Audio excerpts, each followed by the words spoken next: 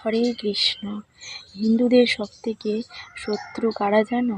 হিন্দুরাই হচ্ছে হিন্দুদের সবথেকে শত্রু। কারণ কিছু কিছু মানুষ নিজেরা ভগবানের ভালোবাসে, মালা তিলক চন্দন পরে, আর অন্য অন্য কিছু কিছু মানুষ আছে যারা নিজেরা মালা তিলক চন্দন পরে না, অন্যকে পরা দেখলে হিংসা করে, নিন্দা করে বেড়ায়।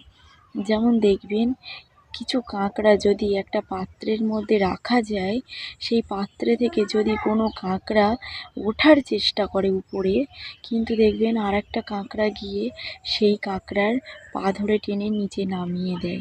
ঠিক তেমনই কিছু কিছু হিন্দু মানুষ আছে যারা নিজেরা ভগবানের ভালোবাসে না, ডাকে না, অন্যকে করলে তারা আবার সেটা নিয়ে উপহাস করে, তাদেরকে করতেও দিতে চায় না। কেন বলুন তো? হিন্দু ধর্মটা এইভাবেই তো নষ্ট হচ্ছে। কারণ হিন্দুদের শত্রু হিন্দুরা ছাড়া আর কেউ নয়। রাধে রাধে।